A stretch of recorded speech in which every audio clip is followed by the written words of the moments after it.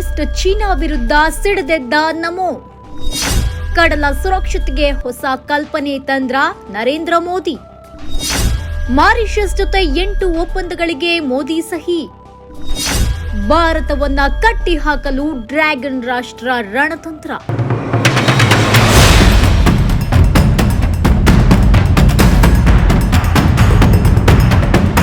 ವೀಕ್ಷಕರೇ, ಹಿಂದೂ ಮಹಾಸಾಗರದಲ್ಲಿ ಡ್ರ್ಯಾಗನ್ ರಾಷ್ಟ್ರ ಚೀನಾ ಚಕ್ರಾಧಿಪತ್ಯ ಸ್ಥಾಪಿಸಲು ನಾನಾ ಪ್ರಯತ್ನವನ್ನ ನಿರಂತರವಾಗಿ ಮಾಡುತ್ತಲೇ ಬಂದಿದೆ. ಅದಕ್ಕೆ ಪ್ರಧಾನಿ ಮೋದಿ ಸಡ್ಡು ಹೊಡೆದಿದ್ದು ಚೀನಾಗೆ ತಿರುಗೇಟನ್ನ ನೀಡಿದ್ದಾರೆ. ಭಾರತವನ್ನ ನಮ್ಮ ನೆಲದಲ್ಲೇ ಕಟ್ಟಿ ಹಾಕಲು ಪ್ರಯತ್ನಿಸುತ್ತಿರುವ ಚೀನಾಗೆ ಮೋದಿ ಹೊಸ ಪರಿಕಲ್ಪನೆ ಮೂಲಕ ಬುದ್ಧಿ ಕಲಿಸಲು ಮುಂದಾಗಿದ್ದಾರೆ.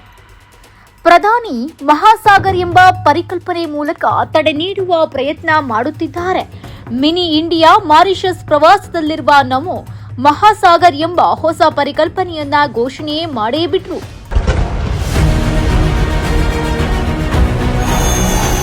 $140 करोड़ भारतीयों की ओर से मैं मॉरिशस के सभी नागरिकों को राष्ट्रीय दिवस की हार्दिक शुभकामनाएं देता हूं.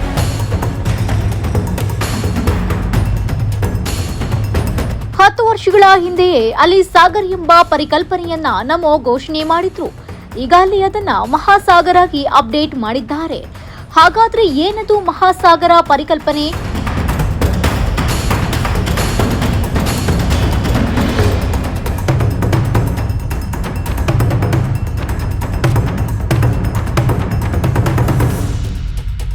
ಹಿಂದೂ ಮಹಾಸಾಗರದ ಮೇಲೆ ಚೀನಾ ಹಾಗೂ ಪಾಶ್ಚಿಮಾತ್ಯರು ಕಣ್ಣಿಟ್ಟಿದ್ದೇಕೆ? ಹಿಂದೂ ಮಹಾಸಾಗರ ಭಾರತದ ಅಥವಾ ಬೇರೆ ದೇಶದ ಎಲ್ಲವನ್ನ ನೋಡೋಣ ಬನ್ನಿ. ಮೋದಿ ದ್ವೀಪ ರಾಷ್ಟ್ರ ಮಿನಿ ಇಂಡಿಯಾ ಎಂದು ಕರೆಯಲ್ಪಡುವ ಮಾರಿಷಸ್ ಪ್ರವಾಸದಲ್ಲಿದ್ರು. ಈ ವೇಳೆ ಚೀನಾಗೆ ಸಡ್ಡು ಹೊಡೆಯಲು ಮಹಾಸಾಗರ್ ಎಂಬ ಹೊಸ ಕಾನ್ಸೆಪ್ಟ್ ಅನ್ನ ಘೋಷಣೆ ಮಾಡಿದ್ರು. ಭಾರತ ಹೊಸ ಚಿಂತನೆಯನ್ನ ತೆರೆದಿಟ್ಟ ನಮೋ ಎಲ್ಲಾ ಕ್ಷೇತ್ರಗಳಲ್ಲಿ ಭದ್ರತೆ ಹಾಗೂ ಬೆಳವಣಿಗೆಗೆ ಪರಸ್ಪರ ಸಹಕಾರ ಅಂದ್ರೆ ಮಹಾಸಾಗರ್ ಎಂಬ ಪರಿಕಲ್ಪನೆಯನ್ನ ಘೋಷಿಸಿಯೇ ಬಿಟ್ರು.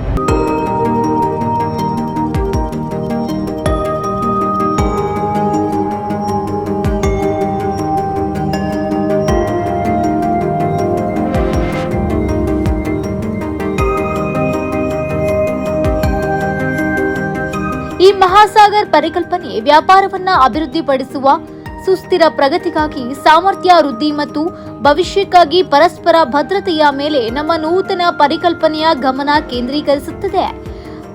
ಭಾರತದ ಸಾಗರ ಅಂದ್ರೆ ಎಲ್ಲಾ ಕ್ಷೇತ್ರದ ಭದ್ರತೆ ಮತ್ತು ಬೆಳವಣಿಗೆಗೆ ಚಿಂತನೆಗೆ 10 ವರ್ಷಗಳ ಹಿಂದೆ ಮಾರಿಷಸ್ನಲ್ಲಿ ಹೇಗೆ ಬುನಾದಿ ಹಾಕಲಾಯಿತು ಎಂಬುದನ್ನ ಕೂಡ ಮೋದಿ ನೆನಪು ಮಾಡಿಕೊಂಡ್ರು. ಇದೇ ವೇಳೆಗೆ ಮೋದಿ ಕಡಲ ಭದ್ರತೆ, ವ್ಯಾಪಾರ ಸೇರಿ 8 ಒಪ್ಪಂದಗಳಿಗೆ ಮಾರಿಷಸ್ ಪ್ರಧಾನಿ ನವೀನ್ ಚಂದ್ರ ರಾಮಗೋಲಂ ಜೊತೆ ಸಹಿ ಮಾಡಿದ್ದಾರೆ. ಮಾರಿಷಸ್ನಲ್ಲಿ ತನ್ನದೇ ಆದ ನೆಲೆಯನ್ನ ವಿಸ್ತರಿಸಲು ಮುಂದಾಗಿದ್ದ ಚೀನಾಗೆ ಮೋದಿ ಟಕ್ಕರ್ ಕೊಡಲು ಮುಂದಾಗಿದ್ದಾರೆ. ಗಡಿಯಾಚೆಗಿನ ವ್ಯವಹಾರದಲ್ಲಿ ರಾಷ್ಟ್ರೀಯ ಕರೆನ್ಸಿ ಬಳಕೆ, ಕಡಲ ಕುರಿತ ಮಾಹಿತಿ ವಿನಿಮಯ, ಅಕ್ರಮ ಹಣ ವರ್ಗಾವಣೆ ಕಂಟ್ರೋಲ್ಗೆ ಜಂಟಿ ಕೆಲಸ, ಸಣ್ಣ, ಅತಿ ಸಣ್ಣ, ಮಧ್ಯಮ ಕೈಗಾರಿಕಾ ಕ್ಷೇತ್ರದಲ್ಲಿ ಸಹಭಾಗಿತ್ವಕ್ಕೆ ಉತ್ತೇಜನ ನೀಡುವ ಉದ್ದೇಶವನ್ನ ಈ ಒಪ್ಪಂದಗಳು ಹೊಂದಿವೆ.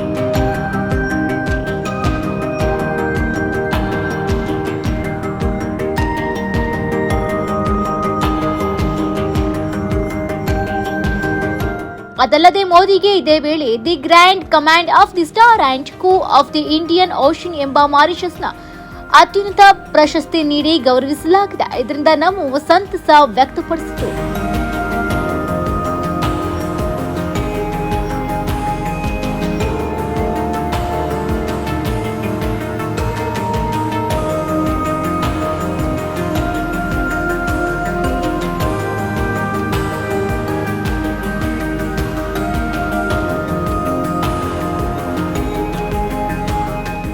ಹಿಂದೂ ಮಹಾಸಾಗರದ ಕುರಿತು ನಾವೆಲ್ಲ ತಿಳಿದುಕೊಂಡಿದ್ದೇವೆ. ಆದ್ರೂ ಒಂದಿಷ್ಟು ಮಾಹಿತಿ ನೋಡೋದಾದ್ರೆ ಹಿಂದೂ ಮಹಾಸಾಗರ ಏಷ್ಯಾ, ಆಫ್ರಿಕಾ ಮತ್ತು ಆಸ್ಟ್ರೇಲಿಯಾ ಖಂಡಗಳ ನಡುವೆ ಬರುತ್ತೆ. ಭಾರತದ ತುತ್ತ ತುದಿಯಿಂದ ಶುರುವಾಗುವ ಹಿಂದೂ ಮಹಾಸಾಗರ ಸುಮಾರು 10,000 ಕಿಲೋಮೀಟರ್ ಅಗಲವನ್ನ ಹೊಂದಿದ್ದು 7 ಕೋಟಿಗೂ ಅಧಿಕ ಚದರ ಕಿಲೋಮೀಟರ್ ವಿಸ್ತೀರ್ಣವನ್ನ ಹೊಂದಿದೆ. ವಿಶ್ವದ 3ನೇ ಅತಿದೊಡ್ಡ ಸಾಗರವಾಗಿದ್ದು ಇಲ್ಲಿ ಪ್ರಾಬಲ್ಯ ಸಾಧಿಸಲು ವಿಶ್ವದ ಅನೇಕ ರಾಷ್ಟ್ರಗಳು ಹಂಬಲಿಸುತ್ತವೆ. ಆದರೆ ಹಿಂದೂ ಮಹಾಸಾಗರದ ಮೇಲೆ ಮೊದಲಿನಿಂದಲೂ ಭಾರತದ ಪ್ರಾಬಲ್ಯ ಇದ್ದು, ಭಾರತಕ್ಕೆ ಹಲವು ಕಾರಣಕ್ಕೆ ಇಂಡಿಯನ್ ಓಷನ್ ಪ್ರಮುಖವಾಗಿದೆ. ವ್ಯಾಪಾರ, ಭದ್ರತೆ ಮತ್ತು ಸಂಪನ್ಮೂಲಗಳ ಕಾರಣಕ್ಕೆ ಭಾರತ ಹಿಂದೂ ಮಹಾಸಾಗರಕ್ಕೆ ಬೇರೆ ಪ್ರಬಲ ರಾಷ್ಟ್ರಗಳ ಪ್ರವೇಶವನ್ನ ವಿರೋಧಿಸುತ್ತಾ ಬಂದಿದೆ. ಅಷ್ಟೇ ಅಲ್ಲದೆ ಭಾರತಕ್ಕೆ ಹಿಂದೂ ಮಹಾಸಾಗರ ಯಾಕೆ ಇಂಪಾರ್ಟೆಂಟ್ ಅನ್ನೋದನ್ನ ನೋಡೋದಾದ್ರೆ, ವ್ಯಾಪಾರ, ಭದ್ರತೆ ಮತ್ತು ಸಂಪನ್ಮೂಲಗಳಿಗೆ ಇದು ಭಾರತಕ್ಕೆ ಅವಶ್ಯಕವಾಗಿದೆ. ತೈಲ, ಇಂಧನ ಮತ್ತು ಇತರ ಸರಕುಗಳನ್ನು ಒಳಗೊಂಡಂತೆ ಅಂತಾರಾಷ್ಟ್ರೀಯ ವ್ಯಾಪಾರಕ್ಕೆ ಹಿಂದೂ ಮಹಾಸಾಗರವು ಭಾರತಕ್ಕೆ ಪ್ರಮುಖ ಮಾರ್ಗವಾಗಿದೆ. ಇನ್ನು ಹಿಂದೂ ಮಹಾಸಾಗರದಲ್ಲಿ ಚೀನಾ ಏನೆಲ್ಲ ಮಾಡ್ತಿದೆ ಅನ್ನೋದನ್ನ ನೋಡಿದ್ರೆ, ಸಮುದ್ರ ಮಾರ್ಗದಲ್ಲಿ ಮೂಲ ಸೌಕರ್ಯ ನಿರ್ಮಾಣಕ್ಕೆ ಚೀನಾದನ್ನ ಗಮನವನ್ನ ಕೇಂದ್ರೀಕರಿಸಲಿದೆ. ಒಟ್ಟಿನಲ್ಲಿ ಸಾಗರದಂತಹ ದಾಹವನ್ನ ಹೊಂದಿರುವ ಚೀನಾಗೆ ಮೋದಿ ಮಹಾಸಾಗರ್ ಪರಿಕಲ್ಪನೆ ಮೂಲಕ ಶಾಕ್ ಅನ್ನ ನೀಡಿ ಟಕ್ಕರ್ ಕೊಟ್ಟಿದ್ದಾರೆ.